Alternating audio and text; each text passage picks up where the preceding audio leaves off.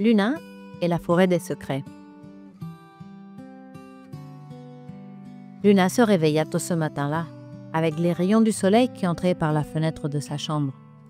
C'était un jour spécial. Elle avait décidé d'explorer la forêt qui entourait sa maison.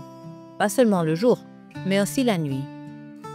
Elle voulait découvrir quels animaux y vivaient, comment la forêt changeait avec la lumière du soleil et comment elle se transformait quand la nuit tombait.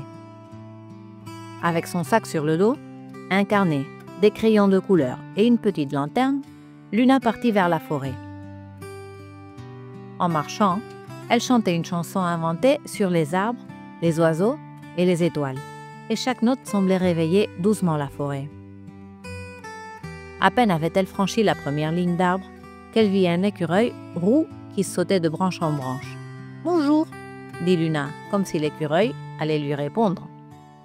L'écureuil s'arrêta un instant, la regarda avec curiosité, puis continua son chemin avec un petit cri léger.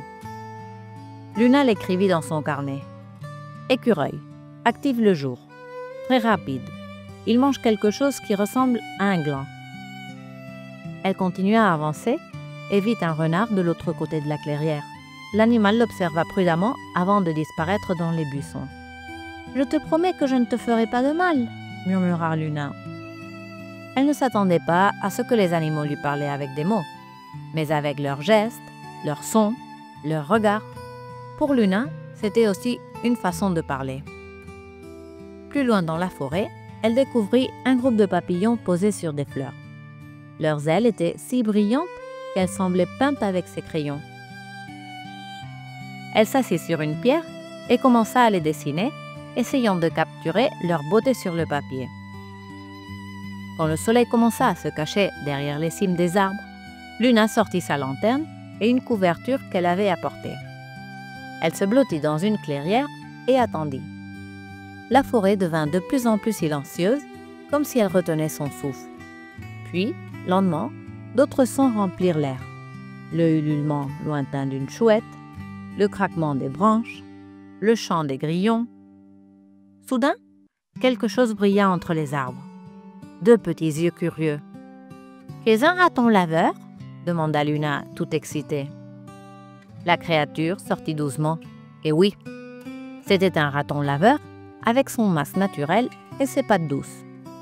Il s'approcha de la lanterne, la renifla, puis repartit, laissant derrière lui un léger parfum de feuilles sèches et de nuit. Raton laveur, actif la nuit, curieux, il aime les choses brillantes, écrivit Luna. Puis elle entendit un léger battement d'ailes au-dessus de sa tête. Elle leva les yeux et vit une chauve-souris voler en cercle. « Je ne t'avais jamais vu d'aussi près !» s'exclama-t-elle émerveillée. Elle la suivit du regard jusqu'à ce qu'elle disparaisse dans les ombres. Luna bâilla. Il était déjà très tard, mais elle n'avait pas peur. La forêt de nuit était différente, oui, mais elle n'était pas sombre ni effrayante. C'était comme une deuxième forêt, une forêt secrète, qui s'ouvrait seulement à ceux qui savaient écouter. Tandis qu'elle s'allongeait sur sa couverture, elle regarda la lune, sa presque jumelle, monter dans le ciel. « Je crois que toi aussi, tu protèges cette forêt quand le soleil s'en va, » dit-elle doucement. Elle ferma les yeux un instant, juste un instant, et dans ses rêves, la forêt continuait à lui parler.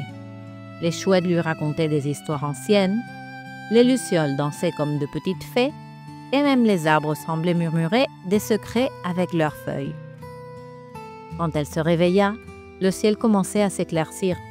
La forêt s'étirait. Luna s'étira aussi et sourit. « Merci » murmura-t-elle à l'air.